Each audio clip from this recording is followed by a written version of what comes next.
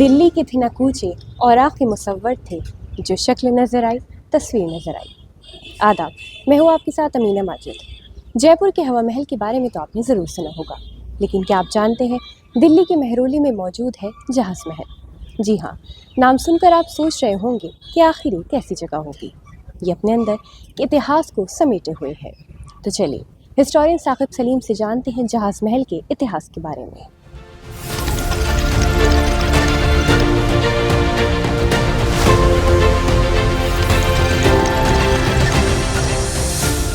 तो जैसे आज हम जहाज़ महल में मौजूद है, तो मैं जानना चाहूँगी इसका ये नाम क्यों है? जहाज़ महल नाम जहाज़ जो होता है वो शिप को बोलते हैं। तो यहाँ पर असल में बराबर में एक बड़ा सा तालाब है जिसे हौज़ शम्सी कहते हैं, तो वो पास में है और यहाँ से एक झरना भी उसके पास था। तो ये कहते हैं कि इसका जो स्ट्रक्चर है वो इस तरीके का है कि पानी पर जब रिफ्लेक्शन होता है तो ऐसा महसूस देता है जैसे कि यहाँ पर जहाज़ है, मतलब पानी के अंदर ऐसा महसूस होता है, तो इसलिए इसे जहाज़ महल कहा जाता है।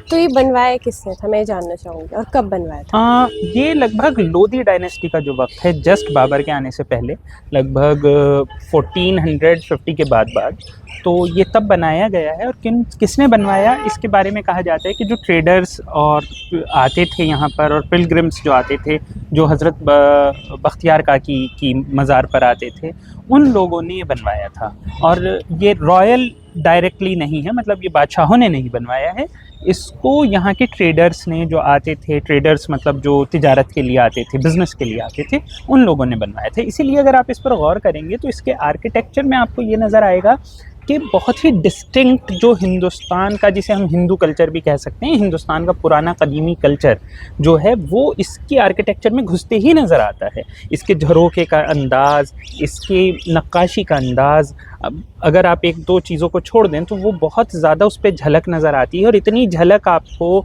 लगभग 15वीं सदी के दिल्ली के और किसी मोनूमेंट में शायद नज़र नहीं आती।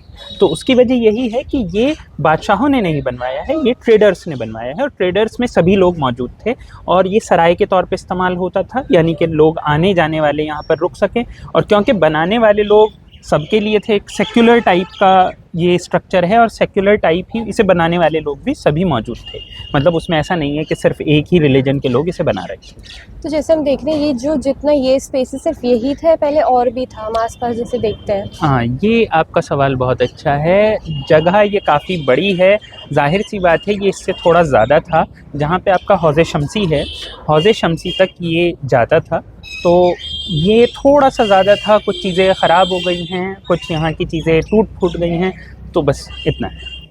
सर, मैं जानना चाहूँगी कि यहाँ सामने एक झील भी है, तो उसके बारे में थोड़ा बताएं, उसे कहते क्या हैं? जी, बेसिकली ये जो जहाज़ महल है ये हौज़ शम्सी इस झील के बराबर में ही बना है। हौज़ शम्सी बेसिकली सुल्तान इल्तुतमिश, जो कि 13वीं सदी के हैं और ममलूक डायनेस्टी के एक सुल्तान थे, उन्होंने बनवाया था। तो उन्होंने कुतुब मीनार बनवाया है। तो उसको लेकर एक कहानी है, सच या झूठ तो आप नहीं कंफर्म कर सकते हैं, लेकिन कहानी ये कहती है कि सुल्तान इल्तुतमिश को एक रात एक ख्वाब आया।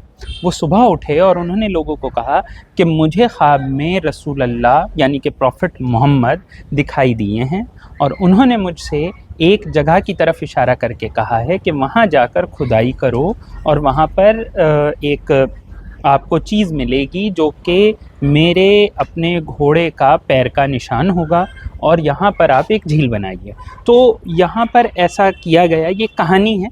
और उसके बाद यहाँ पर अगर आप देखेंगे तो यहाँ पर आपको ये झील दिखाई देगी, उसमें वो स्ट्रक्चर नज़र आएगा जिसमें ये चीज़ प्रिजर्व भी की गई है।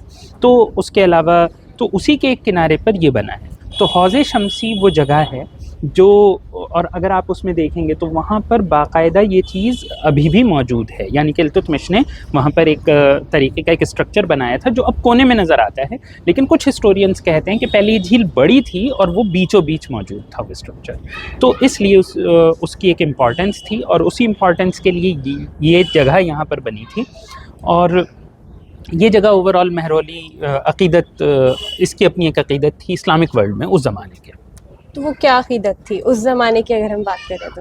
अक़ीदत तो खैर अभी भी है। उस ज़माने की अक़ीदत ये थी कि यहाँ पर कुतुबुद्दीन बख्तियार काकी की दरगाह पड़ती है। और कुतुबुद्दीन बख्तियार काकी का एक बहुत रुतबा था, और मुस्लिम्स में ये माना जाता है कि जो ऐसे लोग हैं, जो बुज़ुर्ग हैं इस तरीक़े के, उनकी कब्र के आसपास उनका एक असर होता है, इन्फ्लुएंस होता है, भले ही वो अब इस दुनिया से जा चुके हैं।